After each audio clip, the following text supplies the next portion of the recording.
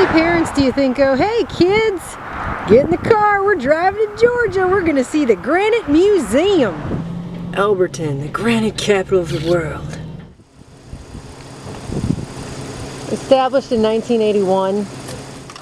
A few months ago, we finally got the chance to stop by the Georgia Guidestones in Elbert County, Georgia, not very far outside of Atlanta. It's really not as big as I thought it would be. And even though it wasn't as big as I had imagined it, it was still pretty overwhelming to see in person. After all the new 10 commandments and the overall message towards population reduction and a new age of reason where humanity is in balance with nature is pretty overwhelming. The first of these so-called commandments is enough to give you chills. It reads, maintain humanity under 500 million in perpetual balance with nature. And then it talks about guiding reproduction, uniting humanity with a new living language. Some of these things on this list have already happened if you really think about it, because uniting humanity with a living new language, that's the internet. And even though several of the messages in the middle really aren't as controversial, they're just kind of general and nice sounding. It also has a solid eugenics message talking about guiding reproduction, balancing personal rights with social duties, by which they especially mean that people cannot reproduce as much as they want. The world population that has risen geometrically to almost 6 billion people and could easily exceed 8 billion. Searching for a new enemy to unite us, we came up with the idea that pollution, global warming, water shortages, famine, and the like would fit the bill. An alarming and possibly catastrophic disaster. And it closes out with another chilling line, be not a cancer on the earth, leave room for nature, leave room for nature. Not many people outside the Guidestones monument, but there were a few. One lady said to the other, did you read the inscription over here? It's not necessarily a bad thing. You could agree with a lot of the things written on there. Some of them are very blasé. I myself definitely agree that we don't need petty officials and petty laws, but I don't know who could get behind only 500 million people on the planet. I would hate to have it on my conscience to even suggest, much less decide, who lives or dies. To wish death upon 9/10 of the planet is incredibly bad karma, and I don't see how you could say that's anything but evil. Now all that's enough to take in, especially if it's the first time you've come across it, and Melissa and I saw it and we looked all around it. But after seeing a video in 2014 about the new cube that had been put into the little bitty slot above the English tablet, it became pretty clear that there's some kind of code, a coded message, and a puzzle solution to this bizarre esoteric monument that has not really been fully appreciated. Somebody went to the Guidestones and there's been a change. A new block has been inserted in the corner. This was a picture that was taken before, and you can even see where the little niche mark was for that square to be cut out. Watch out. Got something on every side. It's crazy how it fit perfect in there. Who wants a chip? The original piece. Oh, okay. Oh, can I have that piece?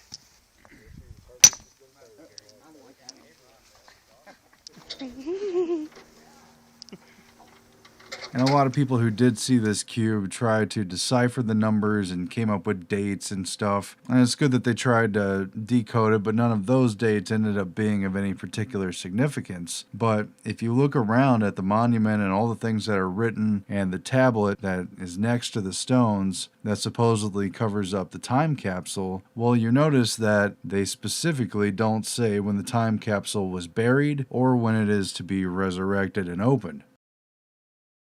Well, right there could be the question and answer of this unannounced puzzle.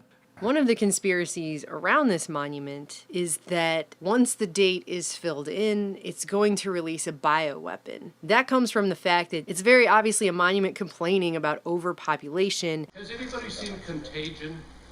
Yeah, that's the answer. Go out and use genetic engineering to create a better virus.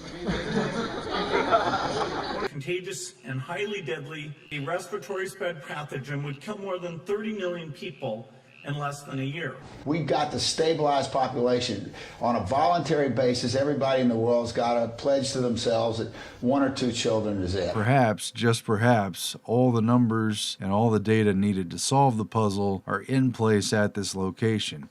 After all, there's charts and diagrams explaining the exact overall height, 19 feet 3 inches, the height of the upright stones, 16 foot 4 inches, the width of the stones, 6 foot 6 inches, the dimensions of the capstone, which is 1 foot 7 inches tall, with a width of 9 foot 8 inches, with a width of 6 foot 6 inches, and a length of 9 foot 8 inches, as well as the width of the main upright stones, which is also 6 foot 6 inches, and so forth. On top of that, you have the admitted fact that's pointed out in the tablet that the Georgia Guidestones are in alignment with several celestial features. It has the astronomical features. So the channel through the stone indicates a celestial pole, the horizontal slot indicates the annual travel of the sun, and the sunbeam through the capstone marks noontime throughout the year. It's in alignment with the 18.6-year lunar declination cycle and so forth. And of course, it features 8 languages that have written out the message and 4 ancient languages, which are referred to on the capstone, making for a total of 12 languages. This is interesting here. The author, R.C. Christian, a lot of people have mentioned, and I believe rightly so, that that's a nod to the Rosicrucians, or the Rosy Cross Christian, the Rosencreutz. But also, they put a pseudonym.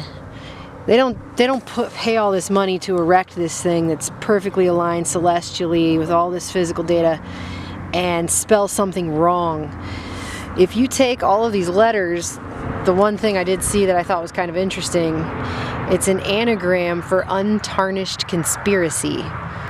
What are the odds of that? How strange is that? If this is a puzzle, which it appears to be, by use of the fact that there's a key, then we know that anagrams are part of it, which is a very Masonic thing, because you don't spend all this money and effort to erect this very technically precise and expensive monument just to make an obvious misspelling on it. And since we already have this clue of R.C. Christian, a pseudonym, spelled wrong with an N instead of an M at the end, that can be arranged to spell untarnished conspiracy, it's a pretty big hint that there may be some other anagrams either in the message itself or in the names of the languages used on the stones, and or having to do with the dates and numbers given for the physical data of the size, weight, dimensions of the Georgia Guidestones itself. Somewhere in here there's a puzzle, people. I don't know if I'm smart enough to figure it out, but maybe someone out there is, or maybe with the use of a computer that could run anagram after anagram and number after number in every conceivable permutation. I don't know, but I'm suspicious that it could be the case. The point is, we know anagrams are part of what has to be used to solve this very Masonic puzzle. And some people who only want to see on the surface will say, no, it's not a puzzle, it's not yet another conspiracy buried within a conspiracy. It's simply a mysterious monument with the message it has that has to do with eugenics, world population, and breeding. But I think there's more to it. And interestingly, there have been some vandals and graffiti artists who tried to break open the tablet and reveal the time capsule. They didn't get far enough to find out what, if anything, is there. I thought it was interesting, too, that somebody has actually drawn all over these monuments, and they've written things like, I am the light, we are all free. People aren't accepting this. Yeah, somebody tried to dig this up with a tire jack from their car, basically. But there it is. The Georgia Guidestones. Yeah. But if there is a code, maybe it reveals something about whether or not that's the actual correct location, how far you have to dig, what to expect, or what, if anything, are the significance of the missing dates for placing and opening the time capsule. The whole 2014 affair with this mysterious cube is just as interesting. Outwardly, an explanation came forward that it was just a couple being married and they put their initials on it and the date of their marriage, and that's all it was, and they weren't authorized to do so, and they shouldn't have, and then it was removed and destroyed. But at the same time, it's very convenient that in this precisely constructed monument, where there was no room to make mistakes, you keep seeing these conspicuous misspellings of the word pseudonym, a notch in the top of the pillar where there's no notch in the other pillars. What's the purpose of it? Is there meant to be a cube placed in this notch which contains the solution to the puzzle which is inherent in this site, a puzzle which seemingly would have to do with the dates of the time capsule and maybe something about an important date in the future? The only way it really makes sense is as a possible solution to the mystery of these stones. Some kind of puzzle that has both a numeric and an alphabetic solution to it. It brings to mind another interesting mystery which still hasn't been solved, which is openly a cipher. It's a sculpture called Cryptos that was placed at the headquarters of the CIA in Langley, Virginia, and created by the artist Jim Sanborn, unveiled back on November 3rd, 1990. So the Georgia Guidestones is not admittedly a cipher or a puzzle to crack the code on, but this one is. And it's taken crypto analysts within the CIA and the NSA, as well as private individuals, decades just to decipher part of it. And even though it's supposedly just placed there as a work of art and just for fun and not any matter of great national importance, when the NSA first cracked 3 out of 4 of the messages on this work of art, they classified it and put it in a memo, which has now been declassified. When a guy from the CIA spent 400 hours from his lunch hour every day working on it with pen and paper, and then he broke 3 of the 4, it was only published in a classified internal CIA memo and not made public. Enough so that when a private individual using a Pentium computer was able to crack part of the code, he didn't know that anyone else had actually succeeded in breaking that code. And then at that point, people from the CIA and NSA came forward and took credit. And it's interesting because they just declassified a memo on this CIA crypto sculpture in 2013. And it reads, Crypto Sculpture Challenge and Resolution Information Memorandum. The crypto sculpture located at the entrance and in the courtyard of the new CIA headquarters consists of a series of stone pages containing code which begins as the International Morse and increases in complexity as the stonework extends into the courtyard. Inserted between these stone pages is a flat copper sheet engraved with letters and symbols, the enciphered message that is the focus of the challenge. In November, a cadre of crypto analysts assigned to Z Group enthusiastically responded to the challenge. Within 1 month, 3 of the 4 cipher systems used to encrypt the sculpture's plain text has been diagnosed and completely exploited. The cryptographies employed for the encryption of these 3 parts involve 2 periodic polyalphabetic substitution ciphers and a keyed columnar transposition cipher. They say the exploitation of the sculpture's first 3 parts constitutes a readability of 89%, but the final 97 characters continue to elude solution, and that is still true today. This code still has not been broken in late 2017, enough so that the author of the sculpture, Jim Sanborn, has provided solutions to 2 words within those final 97 characters, leaving 86 of the characters still unsolved, and we'll get to that in just a second. Attached for your review is a brief description and the plain text derived from all their work in deciphering it. So it took professional cryptologists some time just to break some of the text, and the rest of it remains so far too hard to crack. What they have admitted it says is, between subtle shading and the absence of light lies the nuance of illusion. It was totally invisible. How's that possible? They used the Earth's magnetic field. The information was gathered and transmitted underground to an unknown location. Does Langley know about this? They should. It's buried out there somewhere. Who knows the exact location? Only WW. This was his last transmission. 38 degrees, 57 minutes, 6.5 seconds north, 77 minutes, 44 seconds west.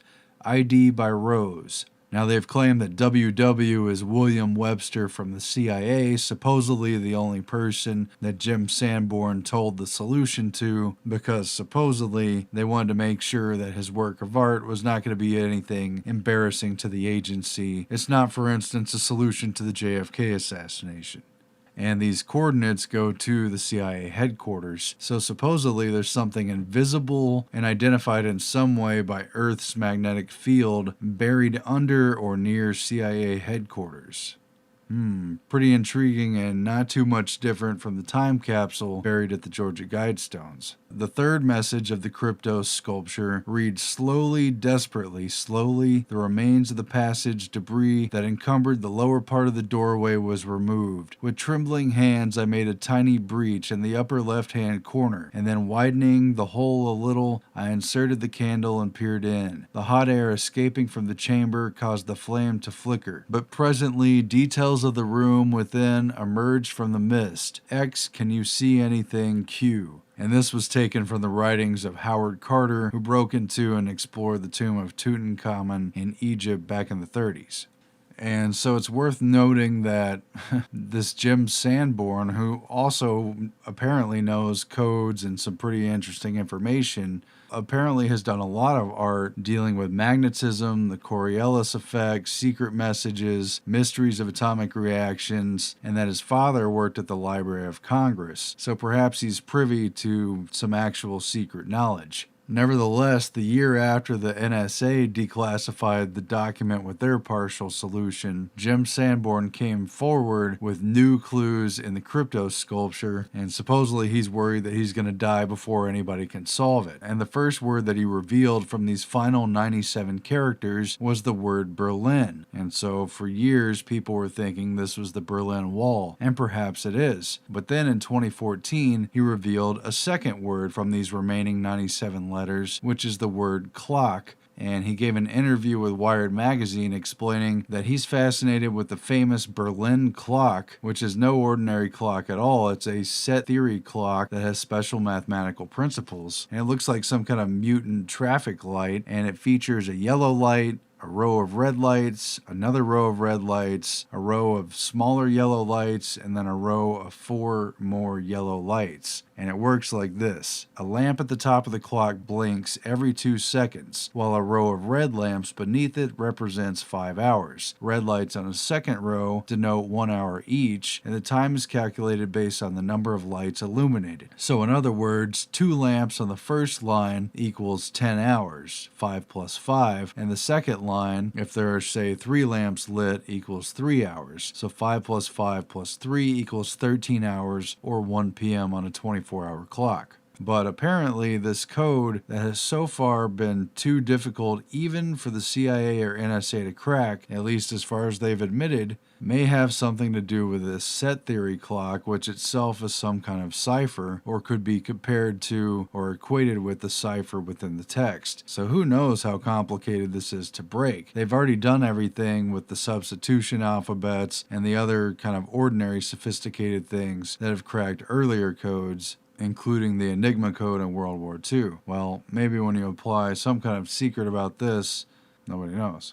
At any rate, I don't have the solution to the crypto cipher or to the Georgia Guidestones, but they're both very fascinating, and I feel the Georgia Guidestones in particular, with its eerie, anti-human message and its declaration of a sort of new world order, control over reproduction and human civilization and development and use of resources, perhaps has some very important mysteries still to be revealed. This one isn't sponsored by the federal government. No one knows the true purpose or how sinister its unveiling may prove to be at some point in the future. They've portrayed themselves as friendly and wise guardians of humanity, but perhaps they're too twisted to see how dark their own views really are. For ordinary people and humanity, the very idea of reducing the population down to 500 million suggests that more than 90% of the existing people on this planet should die or should die out and not be allowed to reproduce, which is pretty drastic to say the least. We took in the monument and, we had to move on down the road like everyone else, but I'm still contemplating what the real meaning is to this day. And I guess the point of the crypto sculpture is that the final message hasn't been deciphered and seemingly couldn't be deciphered without knowledge of the Berlin clock and perhaps some other clues that are buried within. Likewise, solving the Georgia Guidestones at least requires decoding it enough to understand what the question is that is being posed, for which there's a solution, which could be a date or some kind of code that seems to be related to these very obvious blank spots on the time capsule and the outlying clue of the misspelled word pseudonym. No one would carve something in stone at great expense and have a simple typo, you understand. It's revealed to be an anagram, and perhaps there are other anagrams and coded messages buried within the text of the Guidestones and the dimensions and factoids that seem to be thrown in your face when you visit and read all the inscriptions at this mysterious and dark monument. Anybody got an idea out there?